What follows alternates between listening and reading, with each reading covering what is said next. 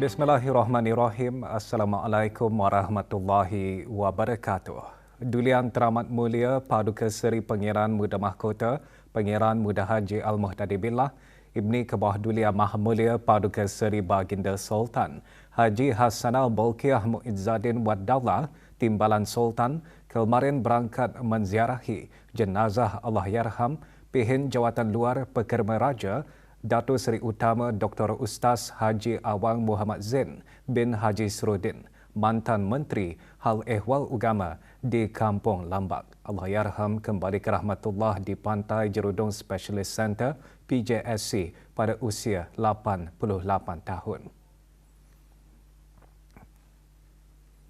Dulian Teramat Mulia menyertai sembahyang jenazah diimamkan oleh Yang Berhormat Pihin Orang Kaya Paduka Seri Utama Datuk Paduka Seri Setia Haji Awang Salim bin Haji Besar. Atas titah berkenan Kebah Dulia Maha Mulia, Allahyarham disampiri gelaran Menteri 16 yang dimuliakan Pihin Orang Kaya Lela Wangsa. Setelah itu Allahyarham dinaikkan pangkat gelaran Menteri 8 menjadi yang dimuliakan Pihin Orang Kaya Ratna Diraja, dan seterusnya dinaikkan pangkat gelaran Menteri 4 yang dimuliakan Pihin Jawatan Luar Pekerma Raja. Allahyarham juga dikurniakan beberapa bintang kebesaran dan pingat kehormatan negara Brunei Darussalam.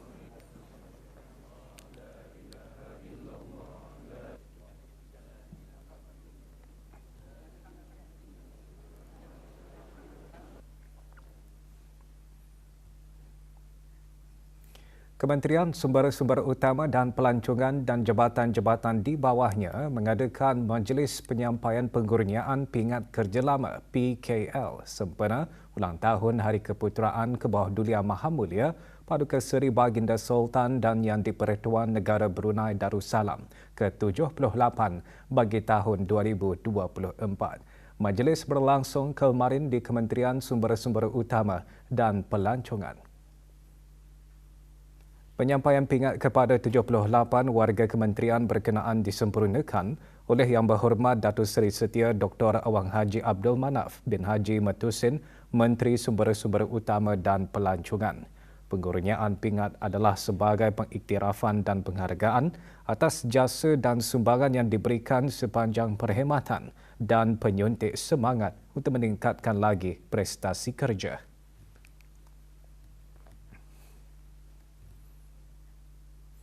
Sempena 25 tahun desentralisasi perkhidmatan penjagaan kesihatan asasi di negara Brunei Darussalam, Kementerian Kesihatan mengadakan Majlis Sembahyang Maghrib berjemaah, bacaan surah Yasin dan doa kesyukuran. Majlis diadakan lewat petang kemarin di Dewan Al-Afiah Kementerian Kesihatan. Hadir Yang Berhormat Datuk Seri Setia Awang Haji Muhammad Juanda bin Haji Abdul Rashid, Menteri Pembangunan selaku pemangku Menteri Kesihatan. Majlis dimudahkan dengan sembahyang fardu maghrib berjemaah diikuti dengan bacaan surah Yasin beramai-ramai.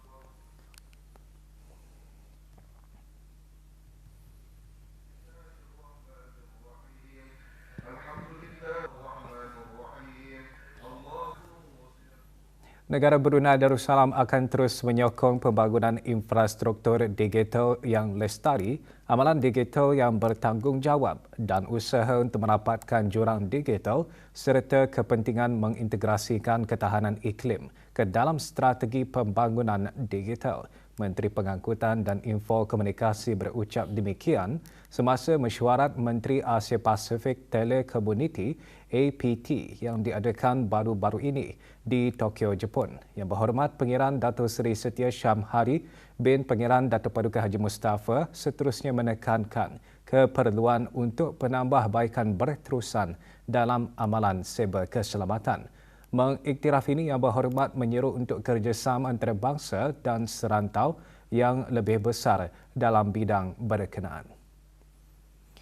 Menteri Pengangkutan dan Info Komunikasi turut mengadakan mesyuarat dua hala dengan Tuan Adachi Masashi, Menteri Negeri bagi Hal Ehwal Dalam Negeri dan Komunikasi Jepun. Perbincangan tertumpu kepada mengukuhkan kerjasama antara negara Brunei Darussalam dan Jepun dalam bidang utama termasuk perhubungan digital, keselamatan siber, pembinaan kapasiti dan kemajuan kecerdasan buatan AI dengan komitmen bersama untuk memupuk transformasi digital yang inklusif dan selamat di seluruh rantau.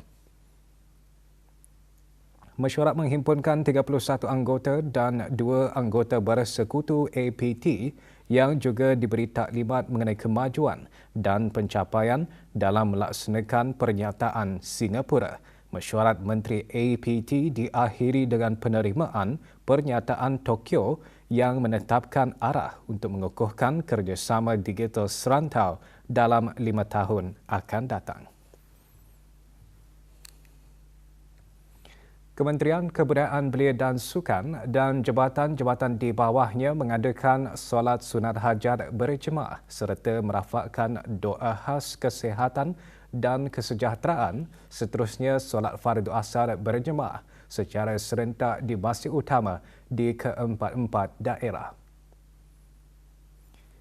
Di daerah Brunei dan Muara, tumpuan utama di Jami' Asri Hasanai Bolkiah Kampung Kiarong, antara yang hadir Yang Berhormat Datuk Seri Setia Haji Awang Nazmi bin Haji Awang Muhammad, Menteri Kebudayaan Belia dan Sukan.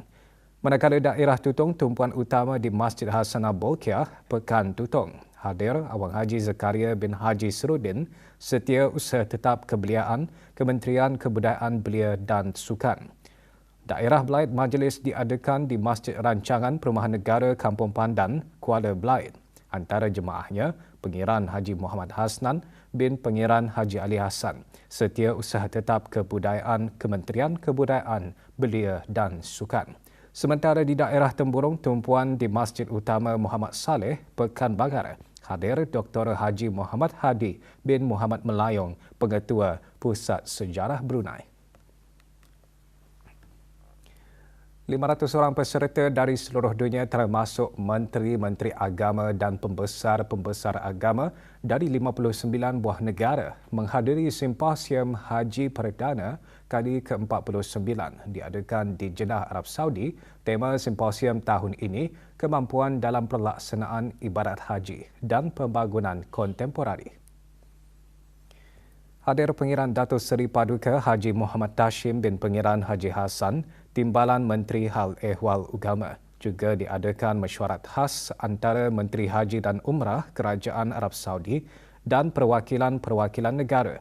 Simposium juga merangkumi 2 bengkel yang memberi tumpuan kepada perkhidmatan kesihatan dan media. Turut hadir Tuan Yang Terutama Awang Haji Harun bin Haji Junid, Duta Besar Istimewa dan Mutlak Negara Brunei Darussalam ke Arab Saudi di Riyadh. Simposium adalah acara tahunan yang dianjurkan oleh Kementerian Haji dan Umrah Arab Saudi pada setiap menjelang musim haji. Seorang guru tempatan dari Pusat Tingkatan 6 Sengkurung adalah antara guru cemerlang di 14 negara di seluruh Asia menerima anugerah Puteri Mahacakri PMCA 2025. Majlis penerimaan anugerah kali ke-6 akan diadakan di Bangkok pada 15 Oktober 2025. Perkara itu diumumkan pada sidang media kemarin di Kedutaan Diraja Thailand, Kampung Kiarong. Hadir Puan Yang Terutama Busara Kanjanalai, Duta Besar Istimewa dan Mutlak Thailand ke negara ini. Anugerah seumpama itu merupakan penghormatan berprestij yang menonjolkan peranan penting guru dalam membentuk kehidupan pelajar.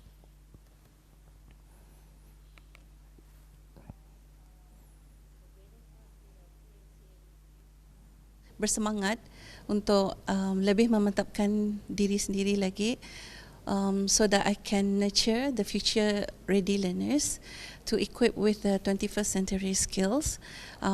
Later on, upon receiving the prestigious awards.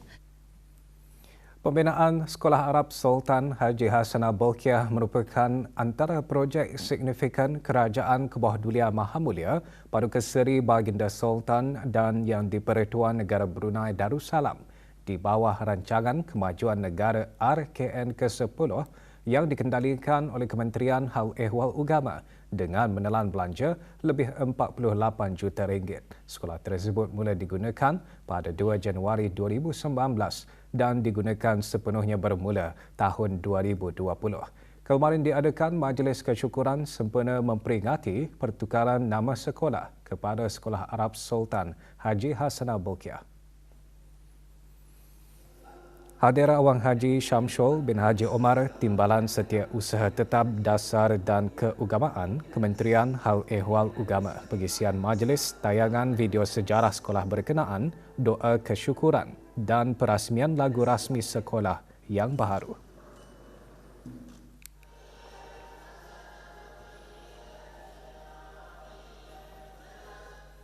Program-program pengintegrasian keusahawanan dan keusahawanan teknologi ke dalam kurikulum TVET diungkayahkan bagi menangani keperluan yang semakin meningkat bagi sistem TVET untuk menghasilkan bukan sahaja pekerja berkemahiran tetapi juga usahawan yang mampu menyesuaikan diri dengan lanskap teknologi yang berkembang pesat. Program latihan perintis itu merupakan komitmen Simeo Voktek untuk memajukan kecemerlangan pendidikan vokasional di seluruh rantau Asia Pasifik melalui kerjasama antarabangsa dan pembinaan kapasiti.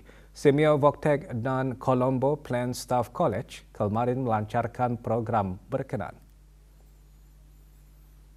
Perasmiannya disempurnakan oleh Awang Haji Nur Jimmy Jenek, pengarah pusat Simeo Voktek. Inisiatif itu menghimpunkan 31 pegawai kanan dari 11 negara anggota Simeo di samping penyertaan dari Bangladesh, Bhutan, Fiji, India, Maldives, Mongolia, Nepal, Pakistan dan Sri Lanka.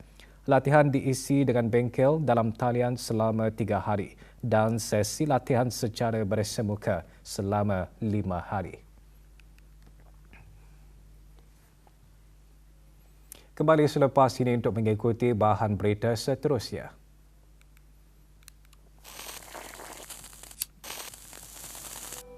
Masa ni, banyak sudah Tani lihat orang-orang muda Tani makai vape. Terutamanya masa habis dia lepak sama kawan, abang, alai. Barangkali pasal baunya manis daripada sikup atu kali. Sama banyak orang fikir vape ni lebih selamat. Tapi benar kan? Benarnya, sikup sama vape ni sama saja. Dua-dua masih ada nikotin. Dua-dua masih ada toxic chemical yang berbahaya untuk kesihatan. Walaupun macam-macam flavornya. Apatah lagi vape ni boleh menyebabkan paru-paru kita rusak. Angin-angin habis kita olehnya. Jadinya, vape ni dikatakan sebagai indah bahaya. Salah tu. Indah selamat digunakan benarnya. Sebelum terkena, baik tak berhenti. Laporan dari Tanah Suci. Sesi takliman kesihatan dan ulang kaji bimbingan manasik terus giat dilaksanakan di beberapa buah hotel penginapan sebagai persediaan menghadapi kemuncak ibadah haji bagi bakal jemaah haji negara yang kini berada di Kota Mekah Al-Mukarramah. Sesi taklimat kesihatan disampaikan oleh Dr. Muhammad Abdul Hafiz bin Haji Yaakob, penolong Ketua Perubatan Haji. Antara pengisiannya menekankan aspek penjagaan diri dalam cuaca panas, kepentingan hidrasi serta langkah mengelakkan keletihan. Sesi diikuti dengan ulang kaji bimbingan manasik haji termasuk pergerakan, rukun dan amalan penting menjelang hari wukuf di Arafah.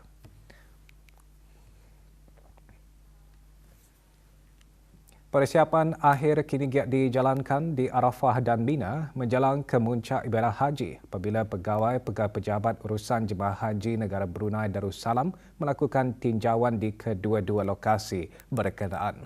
Turut serta dalam tinjauan tersebut, wakil-wakil syarikat pengendali perkhidmatan haji dan yang bertanggungjawab memastikan segala kemudahan dan keperluan asas berada dalam keadaan terbaik.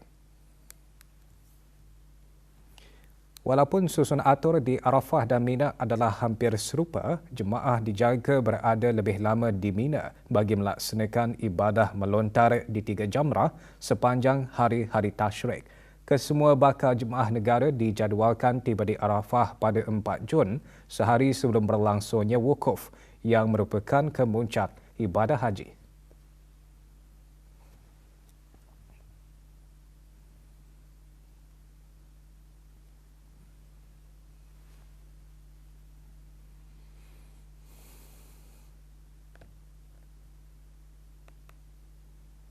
Pada tanggal 8 Julhidah nanti kita akan meninggalkan Kota Mekah selepas sembahyang Maghrib dan sebelum itu mereka akan makan terlebih awal dulu dan kita akan insya-Allah kita akan menuju ke Arafah.